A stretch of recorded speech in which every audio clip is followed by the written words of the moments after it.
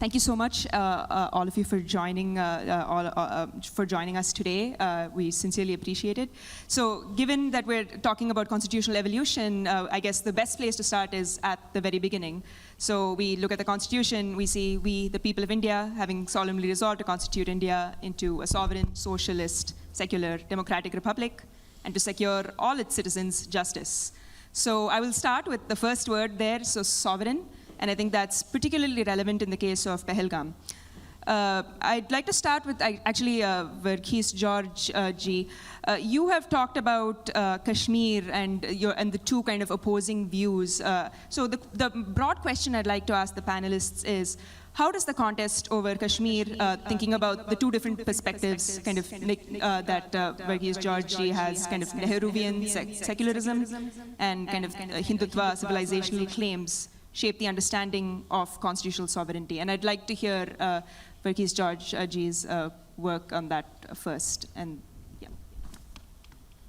Well, I think you've just jumped to a rather several years old an argument which I had made, which is essentially in one line. The argument is that the imagination about Kashmir in India's overall strategy has broadly can be viewed in two kind of visions, I would say. On the one hand, what I've called the Hindutva strategy, Kashmir is a kind of a last frontier which has to be integrated in a manner which consolidates nationhood, and that becomes the sort of a final frontier of the consolidation of India's nation-building project. So it is about the strength of the nation demonstrated in that manner. In a Nehruvian imagination, what I've called, Kashmir is kind of the crown of India's multi-religious nationalism, where the defeat of two-nation theory, the idea that India is a Hindu country and therefore the Muslims have no place, that was Jinnah's idea. That is a new, the two-nation theory, which the Pakistani army chief actually spoke about in a very controversial manner a week ago, almost as a prelude to what happened in Pahalgam. The notion that Hindus and Muslims are two nations that cannot be together, that is a two-nation. So in the Nehruvian vision, the fact that a Muslim majority state or region could be part of India and was part of India and will be part of India was the epitome of India's idea of being a multi-religious, multi-ethnic, pluralist nation. That is the argument that I made, if I recall correctly. But yeah, as I said, it's a few years old. Thank you. So I'd like to draw a little bit more on that. Sai Deepak ji, you've done a lot of work about civilizational narratives. I'd like to hear, how do you see this shaping kind of our understanding of constitutional sovereignty, especially in the wakes of security challenges like we faced recently? So if I have to weigh in on the question of, is there a conflict between the Nehruvian position as well as, and the civilizational position or the Hindutva position, there is a certain degree of conflict. The Nehruvian position starts off with a certain secularization or the negation of Bharat's civilizational history. And then it proceeds under the assumption that the history of Bharat is otherwise a clean slate, and therefore it proceeds to make the claim that all communities have always been indigenous to Bharat, or at least all worldviews and faith systems have been indigenous to Bharat. Whereas on the other hand, the Hindutva position basically takes the position that you don't need to deny the fundamental identity of Bharat's civilization in order to find a respectable place for other worldviews and faith systems within its rubric. And that is not the same as recognizing a two-nation theory. A two-nation theory operates under the assumption that Hindus and Muslims are like water and oil, and therefore they are not miscible at all under any circumstances. That it is possible for both communities to live together, provided there is a clear acknowledgement and admission of Bharat's civilizational identity, without anyone taking a position that not only denies, but actively seeks to exterminate the existence of that identity, as long as that social contract and compact is in place, I think we are all on the same page. Now, a lot of people tend to draw a mischievous parallel between the Jinnite position and the Hinduite position to say both of them are actually two sides of the same coin. They are not. Because if that were to be the case, then the fact of the matter is, in the last 11 years or since 2014, we should have seen waves of that particular movement resulting in displacement of people who don't share India's civilizational identity. If anything, on the contrary, what has happened is those who belong to or who are adherents of India's civilizational identity have come under greater attack in the last 11 years. That seems to be the situation. So I'm clearly of the view that even if we had to peg this argument or place this argument within the four corners of the Constitution, it is capable of being successfully accommodated as a constitutionally valid argument without doing injustice to the promise of equality, equal justice, and equal treatment in the eyes of law and under the law to all communities. So sometimes what happens is, in our public discourse, we see an invented conflict between constitutional morality and civilizational identity. That conflict, according to me, is manufactured, and its primary goal is to cleanse and exterminate and pixelate our fundamental identity, which has serious consequences for perhaps the last standing dharmic civilization, which has withstood waves of invasions and colonial, let's say, settler colonialism. So I will have to firmly reject the Nehruvian approach. I have taken a very clear position against it. And the rejection of Nehruvian approach doesn't automatically translate to adoption or embracing of Jinnah's two-nation theory. There is a path in between, and that path in between happens to be Hindutva civilizationalism. That would be my position.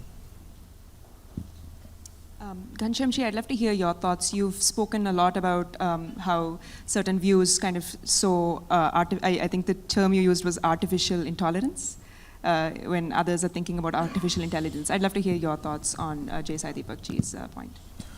Good morning. Thank you for this opportunity. Let me start by paying tribute to the victims of the Dastardly Act in Pahalgam. I think every one of us across the world feel that it could be us, it could be our family members, and every one of such violent activities pains us, strengthens our humanity, and then it brings to the fore the most important question that India faces in such moments.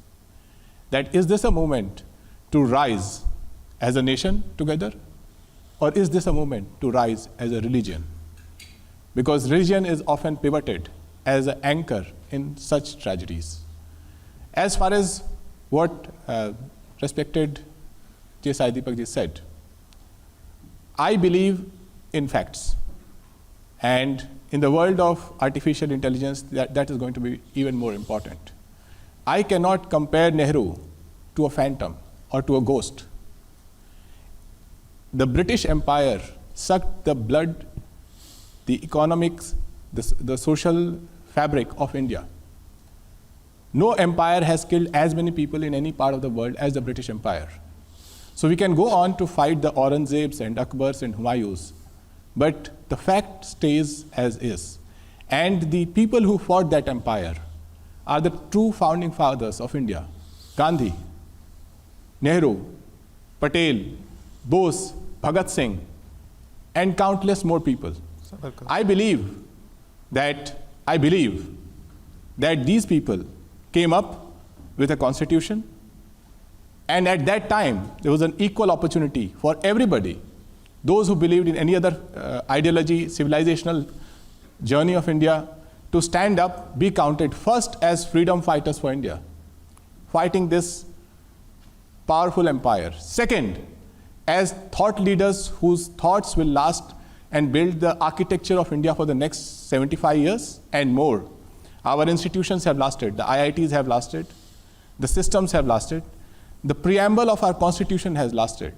So for everyone to come and say that this is the ideology that I use to contradict Nehru, I believe such ideologies don't have anybody but ghosts to stand on.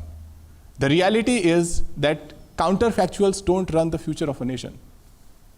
In front of us, there was one team who fought for the foundation of modern India, and the ideas of that team has lasted. My final point, if one has to look at last 11 years, and think about one person, just one person, because I don't believe in phantoms running the ideology. One leader who stood out and said, this is my ideology and this is how I'm going to defend it. Did you see that leader stand up in parliament and defend it or speak about it? No. In many years, in the last 11 years, after parliament has, our parliament has less sittings than number of Sundays in a year. We have had a time when the government in power decided not to convene parliament because of a state election, or the parliament was disrupted by the government in power. So these are important questions that has to be dealt with in the frame of our constitution. Just to conclude on what was said earlier, nationalistic and non-nationalistic. My father served Indian Air Force. I grew up traveling across 7-8 different states in the country, lived in towns and villages, and never ever, from Tamil Nadu, where I did my schooling, to Rajasthan, when the parliament was attacked, to Punjab, when there was terrorism in Punjab, never ever in a village, in a town, in a city have I found anybody waiting for somebody from outside to come and give anybody a certificate of nationalism. We believe that every citizen, especially in the 2024 election, when constitution became the centerpiece of the center focus of the election, every citizen, wherever they are nationalistic in their own ways, and the constitution becomes the framework by which our nationalism comes together and takes the nation forward. Thank you. Annamalai sir, I'd love to get your thoughts on that. I think the challenges in Tamil Nadu that Ghanshyam ji brought up are slightly different, but relate very closely to what we're discussing. So I'd love to hear your on-ground kind of real-world, on-ground political experience in that. Thank you, Samyukta. I'll take some time to just get into the topic. And you marked a very important year called 2014 and the constitutional evolution. Many times when you go to the Western institutions, it might send a different message that there is something happening in Indian constitution post 2014, and what is happening is the current government trying to distort the constitution. This is a general feeling that at the Western side I keep seeing it, be it in Oxford and other places. We have to understand, if at all we are talking about constitution, the ethos of constitution, protecting the constitution, it is more in the last few years. I'm going to make certain comparisons post 2014 and before that. Our constitution is amended about 106 times, 106 times till now. And post 2014, we have done it 8 times, starting from 99th Amendment, 100 till 106. If somebody is carefully studying what are those last 8 amendments post 2014 we have done. We did an amendment, the first amendment we did after 2014 is to exchange certain territories with Bangladesh because we are in agreement. We took some land from them, we have to give a land. Then we brought GST. We extended the reservation in the country for another 10 years, that is one amendment. We gave 1/3 reservation to our mothers and sisters, one amendment. We empowered the state governments to decide who should be the OBCs of our country, that is one amendment. We gave a constitutional mandate to the OBC Commission. These are the 8 amendments we have done post 2014. Which each of those single amendment has actually strengthened the constitution, taken the constitution forward, so that what you mentioned about the preamble of the constitution, it is strengthening. If you go slightly previously, the kind of distortions we have seen. I'm only mentioning a couple of amendments, 24th, 25th, 29th, 39th, 42nd. These amendments I'm mentioning in particular because these are classics. When somebody talk about, oh, we preserved the identity of Bharat post 2000, post 1947 till about 2014, now everything is distorted. People should just go and read the 39th Amendment, which was simply brought in on a Thursday in the Parliament, August 7, 1975, which is a Thursday in the Lok Sabha. They brought an amendment to say nobody can question the election of a Prime Minister, the President, the Vice President and the Speaker on a Thursday. August 8, 1975, which is a Friday, the Lok Sabha passes. August 9, 1975, which is a Saturday, 17 legislative assemblies of our country, suddenly they call for a session in the Legislative Assembly, they endorse it. August 11, 1975, which is a Sunday, the President signs it. Because August 12, 1975, the case against Indira Gandhi ji madam is coming in the Supreme Court. Have you seen this kind of distortion? 42nd Amendment. When we talk about the preamble now, certain insertion of words, the word called secular. Now the problem in our country is there is a syndrome that many of our folks have. It is called the over-secularization syndrome. They want to go overboard to prove they are secular. That is uncalled for, unfair. And they, with a distorted lens, they want to see whatever is happening to say that, oh, secularism is getting distorted. Even the recent attack that happened in Pahalgam, which Arnabji very evocatively spoke. If you look at some of the narratives that is happening, they say, no, among the 26 killed, 25 are Hindus, 1 is Muslim, which means the terrorist folk did not see a difference between Hindu and Muslim. But none of them carefully study the modus operandi.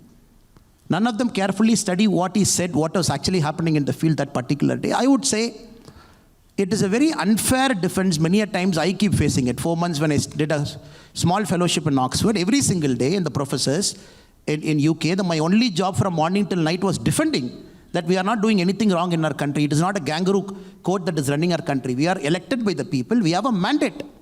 I am just ending my argument with one more. 2013, the UPA government brought a bill. Luckily, it did not become an act. If I'm recalling that bill for you, it says, Prevention of Targeted Violence, Communal Violence, 2013. If somebody is reading that bill, it came into the parliament. It was debated in parliament. If you read that bill, it says, a communal violence can be done only by a majority community against a minority community. It says only Hindus can always be the aggressor. It is all the time the Muslims are the people who are suffering at the hands of Hindus. Luckily, the Congress government withdrew in 2013 because the elections were coming. It was becoming a big blowback. This kind of bills, this kind of debates happening. When my friend says that our parliament hasn't sat much, people just have to compare the dates. If people's job coming into the parliament is to oppose one man for the sake of opposing from morning till evening, not allowing the business of the house to happen, and then squarely putting the blame on the government. Did any point of time the government of the day now not call the parliament? Did they not invite the president to come and give the address? Did they prorogue the parliament endlessly to say that the parliament will not sit on a particular date? It is every elected person of this country has got a common wisdom to make sure the institutions of different government function normally. And that is very unfair. I'm very happy that you are starting this particular conclave with this topic so that people should understand what happened for the last 250 years was like a speed bump, a roadblock. Now we are only trying to set things in right historical context, because in my table also you have mentioned Vikshit Bharat and the promise of a civilizational state. It is important that India should progress towards something called a civilizational state. And a lot of steps is happening in the last 11 years to make sure that is going to happen right in the times you are going to live. Thank you. Thank you.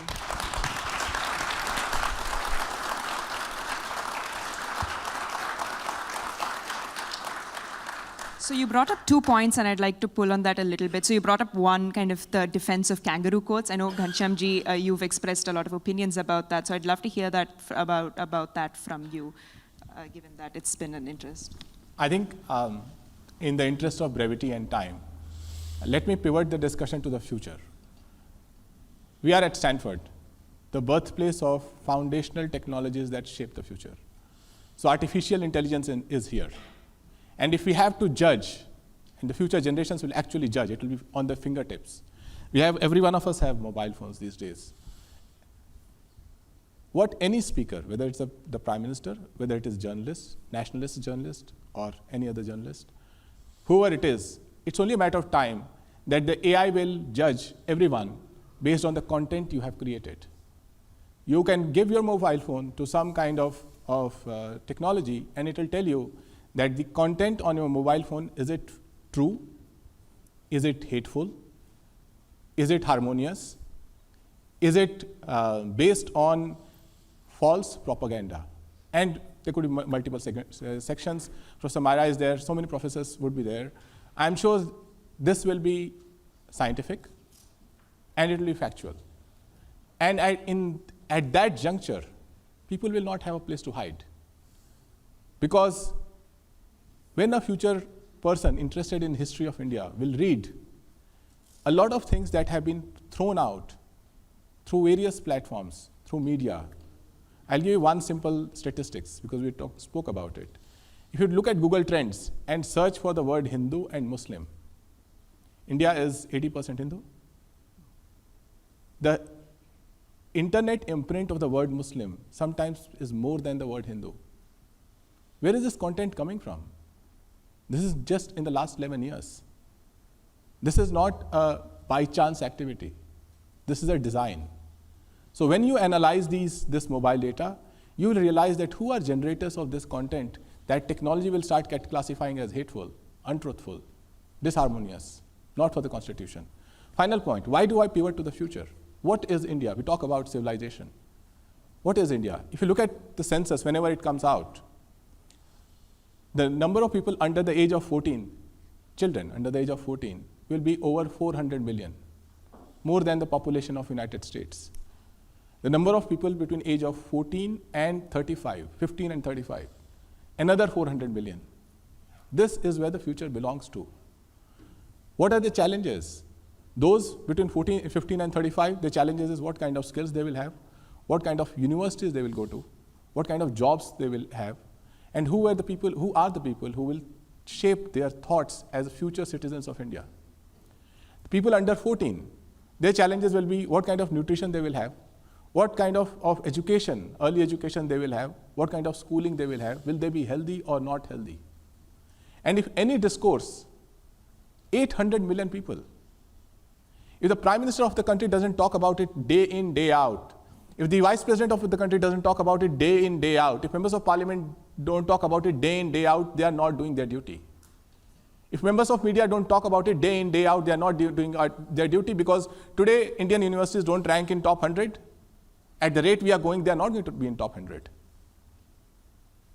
So I think unless we pivot the conversation to the future, we will be battling the ghosts, whether it is ghost of Nehru, or whether it is ghost of Akbar or Aurangzeb. They are not pivoted in the future. And I think that is why it is important that as we reflect on all the things that are being spoken about, we reflect that a moment of truth is right across the corner in the world of artificial intelligence.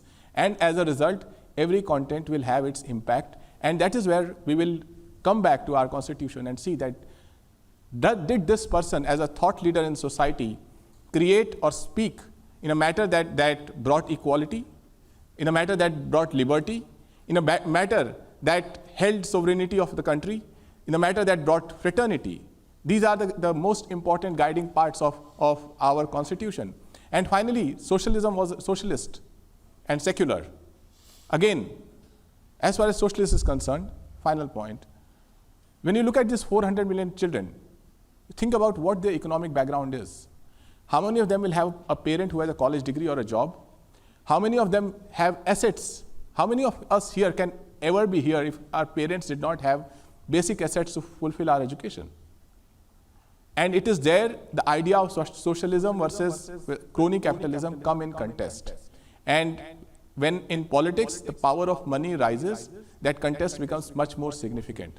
I come to a university not to answer all the questions, but actually ask questions, because I think this is the birthplace of the thinking, the ideas that shape the centuries ahead of us. As a result, I'm just laying out some questions. I'm sure many of the things that I've said will be contested and may be poor answers. And some of my friends are more erudite to come up with better answers. But I do think that if there is one word that will ultimately get added in the world of artificial intelligence to the Constitution, of the things that we read in the preamble, is the truth. Constitutions of future will have to promise to their citizens an extra word called truth, because truth will be contested in the world of AI. Thank you. I will pass it to Sai Deepak ji, I think I see. And then I will pass it to Varghese ji, because I think the media angle of this is also particularly interesting, and Ghanshyam ji did bring that up. You'll have to give me a bit of a leeway to actually address some of the points that Mr. Annamalai and Mr. Ghanshyam Tiwari addressed. You know, the funny part is, every time we discuss the history of this country or the history of Bharat, it's almost as if we are being told any discussion on the history of Bharat is futile because it comes in the way of our economic progress. Because if you look at the most advanced nations in the country, or the ones who are upwardly mobile, each one of them has managed to go down the highway of economic progress only after having resolved identity crisis. Whether it's China, Taiwan, Korea, Japan, whoever it may be. Unless and until you have a clear understanding of the self, for you to hope to actually hurtle down the path of, rush down the path of material progress, I think is a fundamental misunderstanding of human psychology. Second, I think it is a grave mistake and is a denial of the victimhood of Bharat when you actually say that the discussion about Aurangzeb is a discussion of ghosts and it is a discussion in phantomhood, for the simple reason that it's not about a person, it's about the continuity of the very same mindset that we saw in Pahalgam. The fact of the matter is, two-nation theory did not end or did not result or stop only in the creation of Pakistan and therefore East Pakistan and currently Bangladesh. It continues to play itself out. And who better than Kashmiri Pandits to actually vouch for it, that even after the amendment, not abrogation of Article 370, we continue to see that bloody two-nation theory play itself out on a daily basis. 3, this is something that's very crucial when somebody says that artificial intelligence will only look at truth, it will only look at facts. Whether it is a document or artificial intelligence, it depends on the kind of prejudices that people load that particular system with at the outset. It is the kind of biases that people load it with. Artificial intelligence in itself is not the touchstone of truth. The fact that it is capable of fabricating truth, I think, is playing itself out on a daily basis.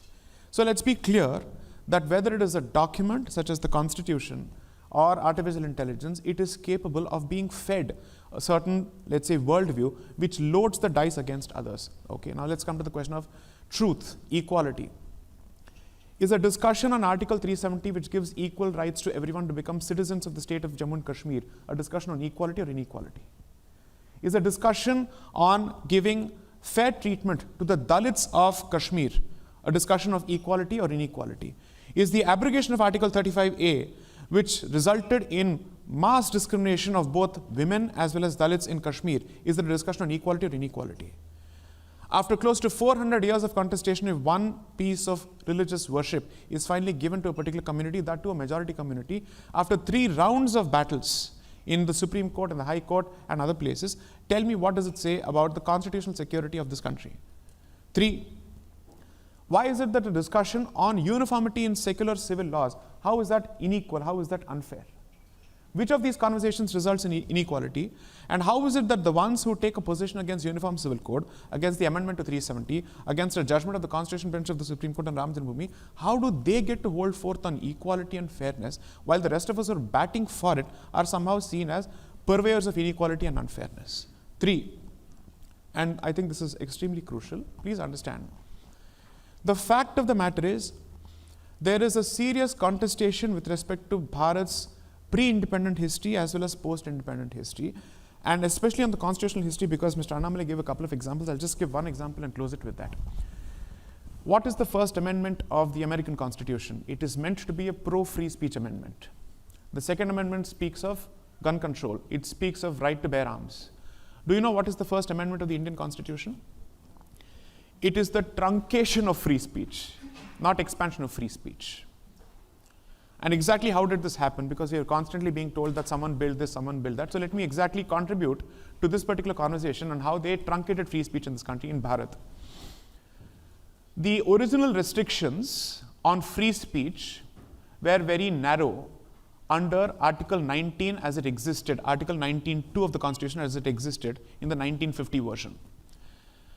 Now, the fount of all that is good and great with Bharat, Shri Pandit Nehru, was embarking on a journey of land reform laws, which was met with stiff opposition by the communists of his period, who said what you're doing is not right, it is not constitutional, and it is elitist. And they were writing tomes and tomes of articles criticizing his land reform initiatives across the board. One of them was Romesh Thapar, a communist. And why is this important? Romesh Thapar versus Union of India is the very first judgment that you will read on free speech. So what did Sri Nehru do?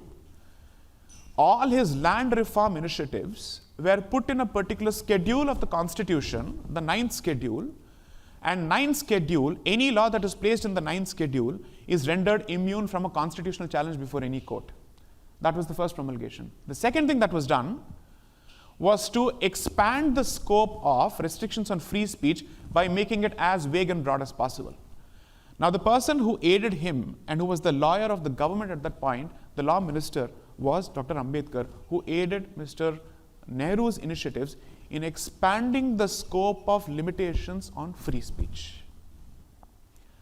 And till date, unfortunately, Nobody has brought or dragged the First Amendment to the Indian Constitution to the court, challenging its own constitutionality, saying, how did this even happen in the first place? So to actually hold forth on how they've built institutions, if somebody has a problem with the extent and the state of free speech in Bharat today, then go back to the prime mover, the root cause, the first cause of all that is great and good with Bharat, Sri Nehru. This is the reality of it. The reason why the word secular was even kept outside the purvey of our preamble when the framers of the Constitution, we don't have a founding father, we have founding fathers and mothers. That is the egalitarianism of the Indian Constitution. They said secularism is a word that is capable of multiple interpretations, some of which are rank mischievous. So keep it out. It was brought in during the emergency surreptitiously, and ask yourself whether the mischief that was anticipated stands validated today on a daily basis when secularism becomes the touchstone of every policy. So I must say that please never approach constitutionalism or artificial intelligence with blinkers on as if it is free of any kind of biases or it is fundamentally neutral at the outset. It is a document, it is a man-made document, it is a man-made system. It is therefore informed by the biases of the people who create it. Finally, I'd only want to say this. The fact of the matter is, in the last 11 years, as much as I have a lot to say in terms of criticism of the current dispensation at the center, I will be the first person to say it is this dispensation that has managed to finally shape the world's positive attitude towards Bharat after decades of being associated with snake charmership. The fact of the matter is that the Indian passport today carries a lot more value since 2014 as it did before, than it did before. 3, people must constantly speak of equality, people must constantly speak of development. The fact of the matter is a politician must not just speak, the politician must do and act. Garibi Hatao became a symbol and a slogan for decades, and Garibi was never Hatao-fied until 2014, because that is the way you keep and cultivate a vote bank. Whereas the digital stack has done 2 things in Bharat. It has broken the notion that access to digital technologies must be limited only to elite spaces. 2, it shows that Indians have fundamentally high degrees of native intelligence that makes it possible for them to use these technologies. 3, it has managed to make government transfers accessible directly so that there is no slip between the cup, namely the government, and the lip, namely the people. Now tell me who's done more as opposed to speaking more. I leave it to the audience to decide.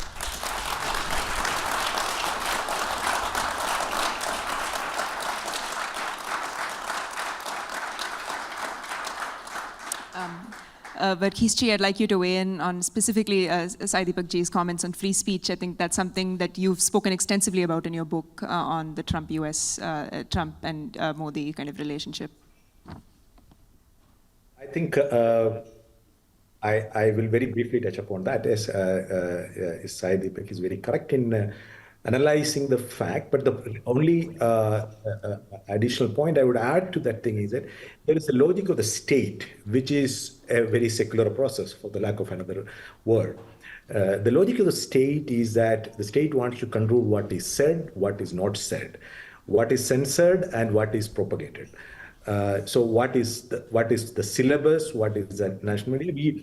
We all know about how the information ecosystems are built and how it thrives, what are the business models. Therefore, yes, the state actually interferes in what is legitimate speech and what is legitimate politics. In fact, I had argued elsewhere that there is politics that is extraordinary and there is ordinary politics. Extraordinary politics is what creates or what dismantles existing order and establishes a new order. The creation of a constitution is through extraordinary politics. When the adoption of the constitution, Dr. Ambedkar says civil disobedience was good until today. But now that we have a constitution that is we have given to ourselves, we the people, the sovereign, has acted and we given to ourselves, there is no longer do you have the liberty of civil disobedience. That should be junked. That should not be a legitimate way of doing politics. This is how India's constitutional history begins. In the very quick minutes that we have before this session concludes, I really want to touch upon the original theme of the session, that is the evolution of the Indian Constitution and what actually happens in 2014. So you have to note one thing. So everybody, the BJP, the Congress, all the entire spectrum of Indian politicians and politics, they are actually united in one argument that everybody says that they are on the side of the Constitution. You would be familiar, living in the United States, you would be very familiar with that argument, both the Democrats and the Republicans. Donald Trump and his critics, all of them say, we are the real guardians of the US Constitution. All politicians in India today claim that they are the real guardians of Indian Constitution.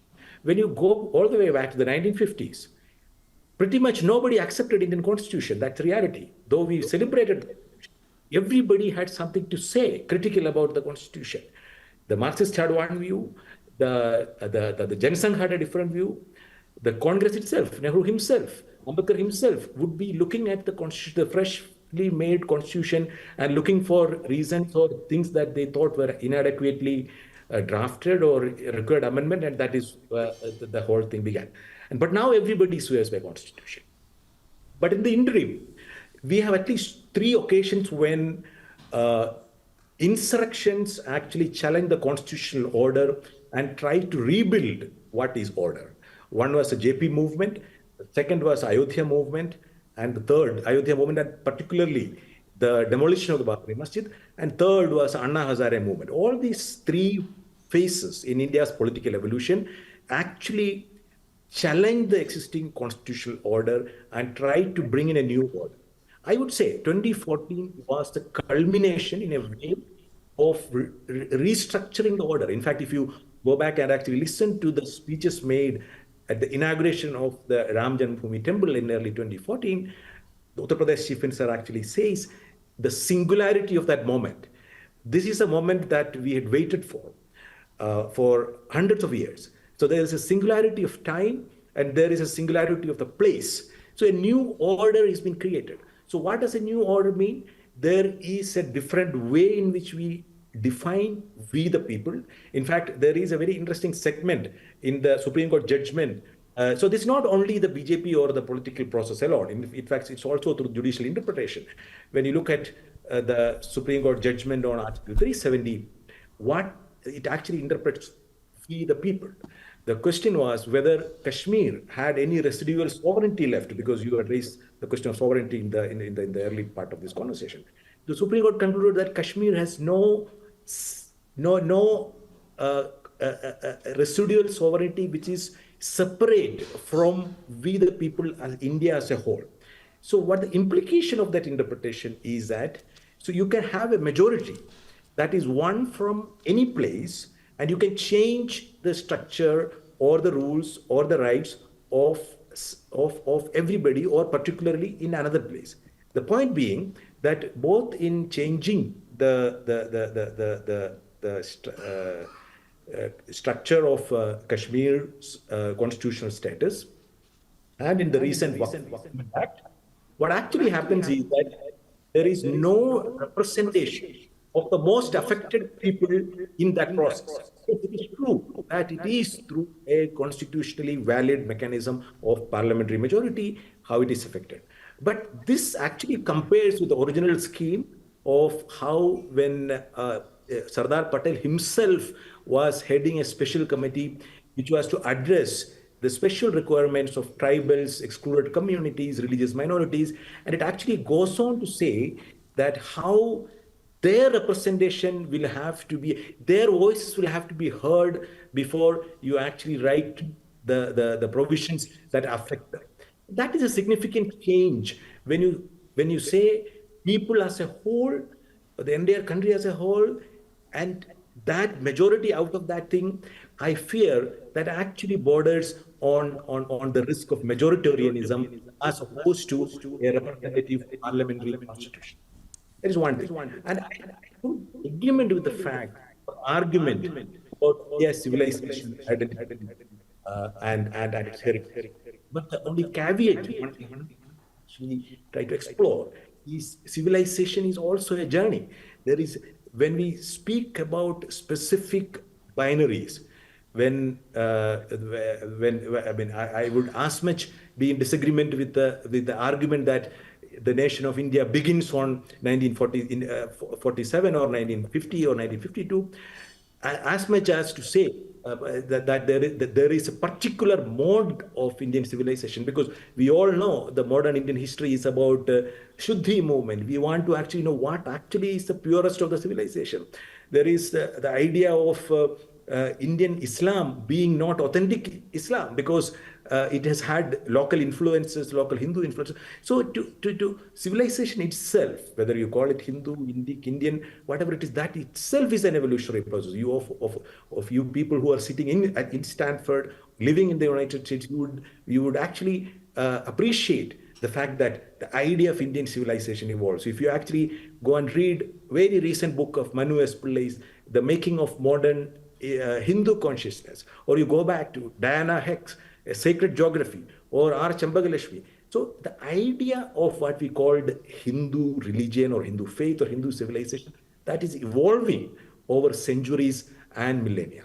So when we take that aspect into account, I think we can have a much more exploratory, inclusive notion of what civilization is, what our nationhood is, what our notion of the self is, etc. So I would say in 2014, yes, what happens is there is a shift in the way we understand Constitution, with the way we understand the idea of people, the way we significantly shifted the emphasis or the role of the state from a provider and guardian of the rights of the citizen to enforcer of duties of that nuance across here. But there is a shift, and we are actually, I think Mr. Annamalai or somebody referred to, or Sai Deepak referred to the idea of a social contract. I would argue that we are in the midst of trying to renegotiate the social contract as it existed. There is nothing bad about it, but only thing that we have to be mindful is that renegotiation, relitigation of social contract, you have to be civilized, non-violent, very accommodative, with a larger purpose of making India stronger and equipped for the challenges of the Thank you so much, Varghese. I think now we'll open it up for questions. I'm sure a lot of people... Can I just respond to a few points? Yeah, I think it's important to respond to that. A lot of words are thrown now, majoritarianism, this, that, constitutional distortion. One of the preeminent historian of our time, Arnold Toynbee, in 1971, in a lecture in Delhi, the Azad Memorial Lecture, he compared two countries, state of two countries, Poland under the occupation of Russia, 1600 to 1915, to India, continuous occupation, Bharat, by different powers to be. He said the first thing the Poles did in 1915, once they got independence from Russia, the first thing they did is, they went to their central square. Russians during the invasion have put up the Russian Orthodox Church, a symbol right in the central square, because they felt every day the Poles should see. That should be an ocular symbol of the aggressor. The Poles, first day they came, they removed that, they threw it away. They said, we are Roman Catholics, we'll put our symbol. He compared that to what is happening in our country for a long, long time. When you talk about, I'm not getting into the Ram temple now, that is resolved. I'm taking about 2-3 other issues. It is not to ponder or to take the ghost out or the phantoms out, like my brother said. I'm just taking 2-3 examples. If you don't resolve it, you become an economic powerhouse. Where is your rootedness? Of course, you are going to be an economic powerhouse. It is not that India has decelerated economically. We're only progressing. That is another chapter for another day. I'm just taking the Benares Kasi temple. 1100, Qutbuddin Aibak destroyed. Khiljis, Goris. During the Babur time, a temple was built. Aurangzeb time, again destroyed. 1809, in the communal right, again destroyed. From 1835, a court case pending to accurately say where is the temple. On top of the temple, a mosque is built. 1991, conveniently, we bring a law, because it is in the Congress manifesto. 1991, we bring a law and we say, places of worship at 1991, nobody should get into. Which was debated for 2 days. 2 days. Without a debate. Nobody can get into any of this as a debate, because we, the Congress party, we have decided, because we have a majority. 1947, when we got independence, post that date, only Ram Temple is an unresolved issue. Other things are resolved issue. 1,000 years people are fighting. People are given life.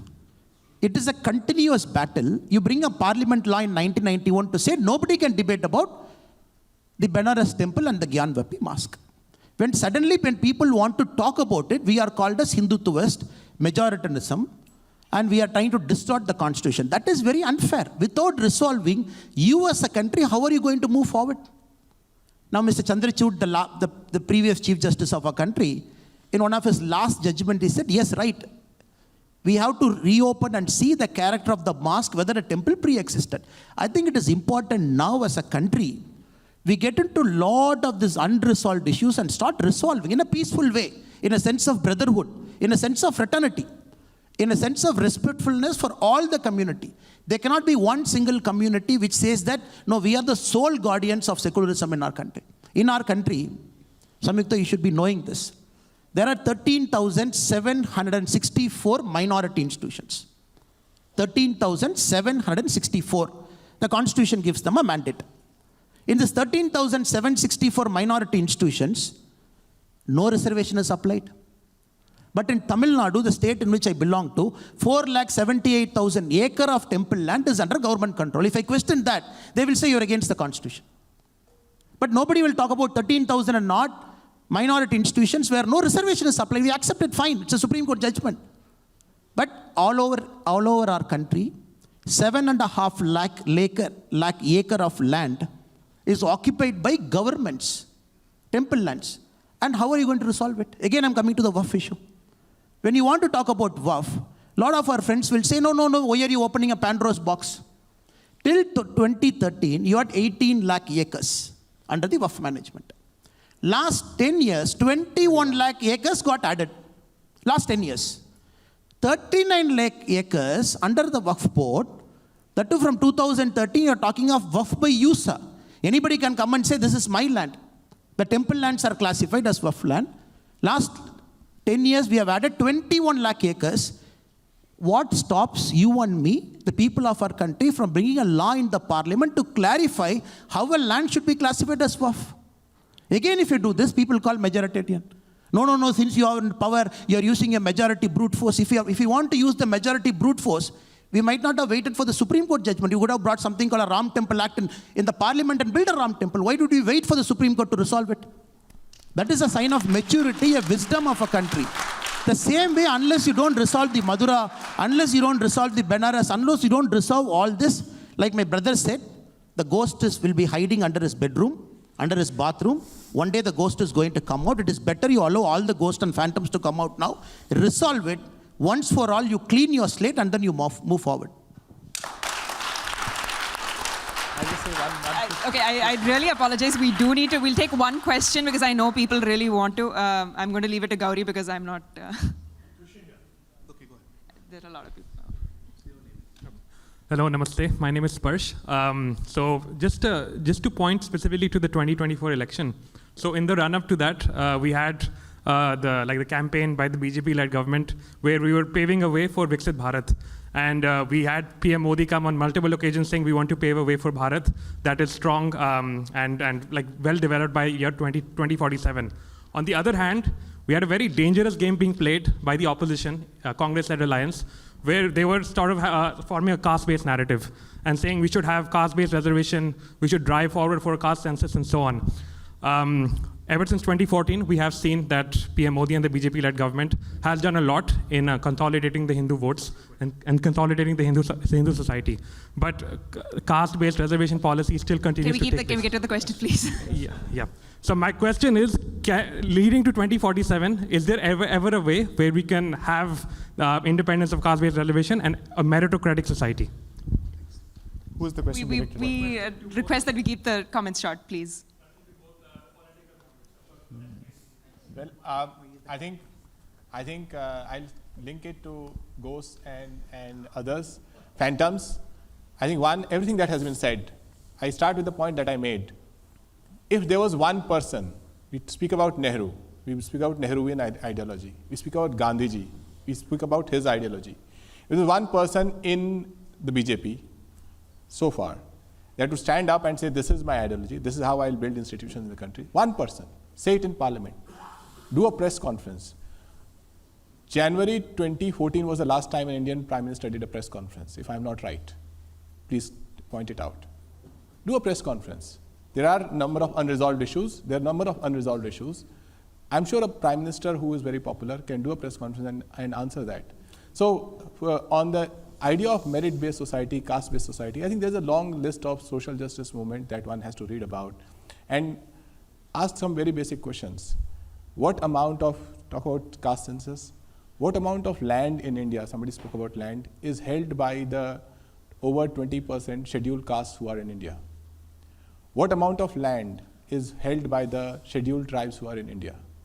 What amount of land is held by, if you look at the British Empire, one of the way they sucked the lifeblood out of India was absentee landlordism. That ensured that people who had nothing to do with land owned the land. That is one way India will be destroyed, if people who don't use the land for the right purpose own the land. So this is an extensive topic. I just want to say that finally, whenever a Prime Minister is elected, a new parliament is elected, we are like batsmen. There is a huge total we are chasing, which is a total that will take India to a developed status. Every batsman, whether it was Mr. Jawaharlal Nehru or whether it is Prime Minister Modi, every batsman plays their shots, make their scores. And there are others who are responsible for future generation to take that score forward. Someday a batsman will get out, and it is fair to discuss whether the batsman played the number of balls they played in a fair way or not. I believe that if the batsmen of today don't speak about the future of the country in the world of artificial intelligence era, and they keep talking about ghosts of the past, they are missing the balls. I'll respond to that.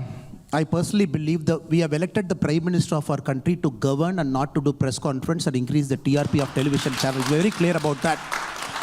And when I sit here, I talk for the Prime Minister because we belong to the same party. All of us are Karyakata. That is how we see it. And I'm responsibly sure whoever is there, each of the words that we speak, we're very careful with respect to what we speak. And we expect the Prime Minister to come and do press conference. It is our only job to increase all the TRPs and to answer a select group of people, 50 people. Who are those 50 people? So I'm not getting into that. I'm sure we have a collective wisdom to tide over that and look at Prime Minister in terms of the performance he's doing. Now, with respect to the reservation, we have to understand the Constitution extends the reservation for every 10 years. Reservation is not in perpetuity. You keep extending it for 10 years. With an understanding that people should keep quickly coming up, and you have a measurable value in which you can see whether people are improving. Recently, when a Supreme Court gave a judgment with respect to the SC and ST, with respect to the reservation policy, it might not be applicable to every single person, because if somebody has utilized it once, then probably we have to take a relook at it. Then our government, the current government in power, we said we don't agree with the wisdom of the Supreme Court, and we said further, no, the situation is not conducive. The socio-economic conditions are not conducive for us to just go back and say we are going to limit reservation to a certain segment. As we speak, we have to understand historically as we speak now,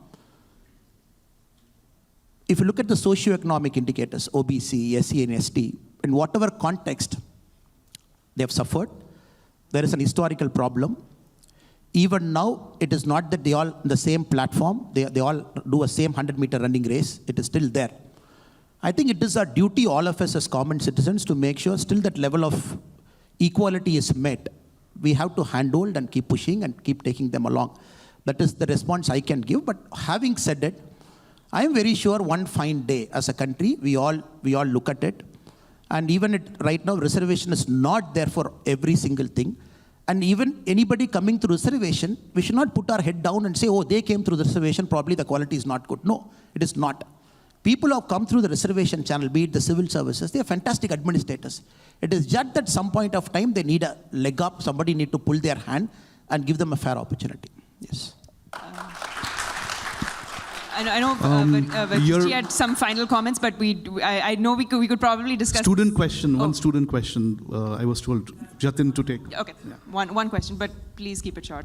Hi, my name is Vasant. I am a sophomore at the University of Houston. And my question is actually directed to Mr. Tiwari. With due respect, Gandhi and Nehru did fight against the British, but while fighting against the British, they stripped India of their civilizational Hindu identity. While fighting external colonialism, they left Hindus defenseless in their own homeland. How do you justify continuing to defend their legacy today? Thanks. The greatest civilizational battle that India has fought, we as Indians, our forefathers fought, obviously is against the one who dealt the most bloody blows on India, economically, socially, the thought of India, and that were the British. And the people who fought them successfully, I will always see them as heroes. Do not forget that there was a parallel organization who stood shoulder to shoulder with the British, did not fight them. And when Gandhi was assassinated by one of their own, they distributed sweets. They celebrated.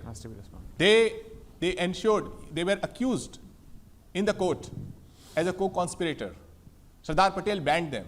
So to go back, as I said, counterfactuals don't run the nation's future.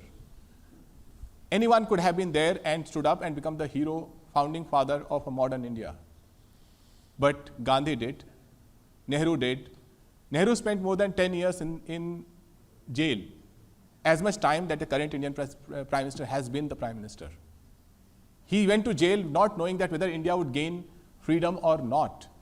So I will not find any way to belittle the contribution of anyone who fought the British and won us the freedom. We are here standing tall on the sacrifices they have made. Can I take a shot at that? I think it's important to actually make this point. And it ties into the previous point. When a particular ideological position chooses to benchmark itself as the neutral position, there is no greater mischief that is actually committed.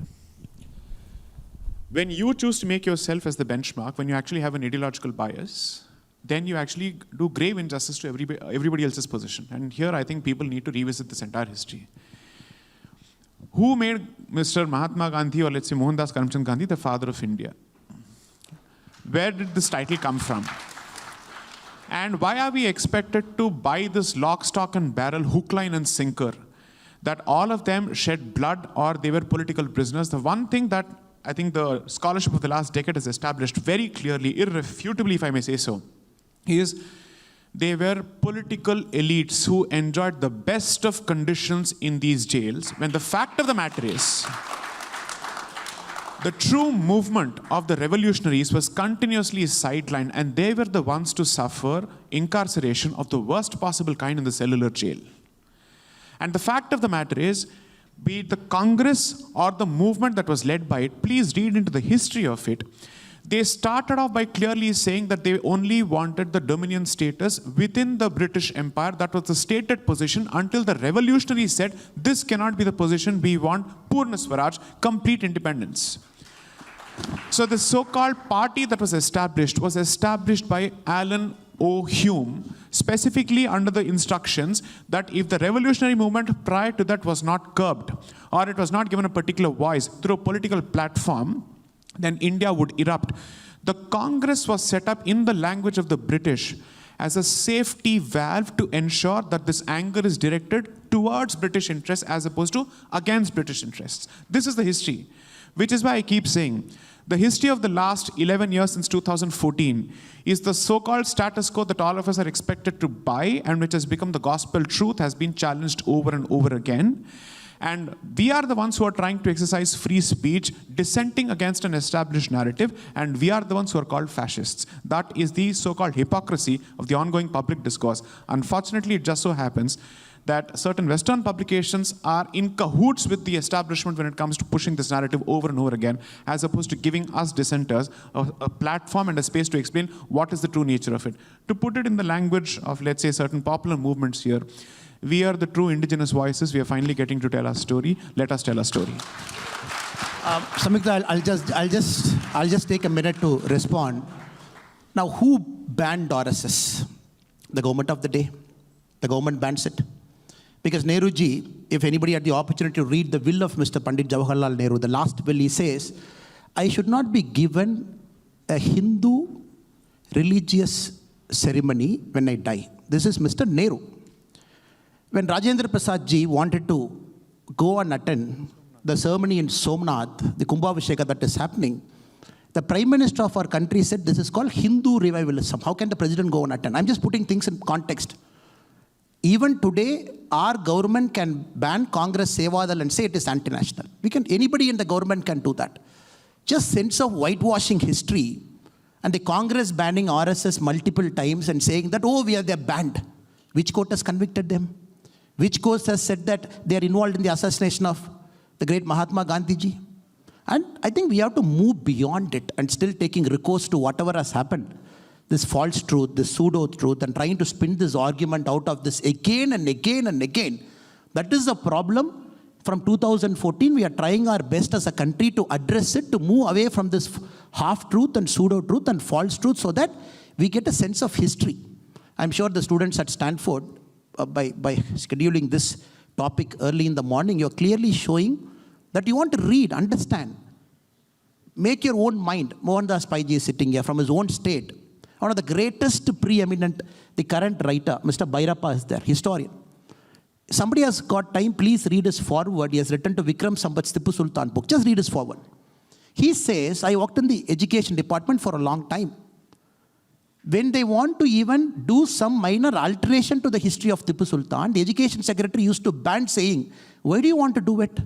We have a certain sense of history that from 1947, let us continue. Why do you want to bring new things into Indian history? That is the problem. That is why Mr. Sai Deepak or Vikram Sampath and others, they're trying to tell a story that is true, that is original, that got distorted for a long time from 1947. Let us respect those voices also. I'm not taking offense to my brother. That voice is important. But let us put our mind to also understand the other voice so that you make your judgment, your decision by listening to both sides of the coin. Thank you so much. We will have really two-sentence, please, Varghese ji, a quick finisher to this very firebrand of a panel. Well, I think thank you for allowing me to be with these esteemed colleagues and at the Stanford conference where, so only 2 lines as you put the limit on. So the question of caste reservation, that is a point of disagreement, point of agreement across all these opinions here and across India's political spectrum. Everybody agrees that caste-based reservation continues. That is an amendment which gets extended every 10 years without any controversy, without any debate. The last time when we had a debate on it was in 2015 when the RSS chief during the, said that there should be a debate on caste-based reservation. And in subsequent years, the chief himself has said that considering the historic particularities of India, this is not time to open a debate on it. It will have to continue as long as it takes. So that is a point of agreement, I think, everybody on this panel, and I think across all political parties and opinions, everybody in India seems to be on agreement on that. Thank you so much. Really appreciate everybody's participation in this panel.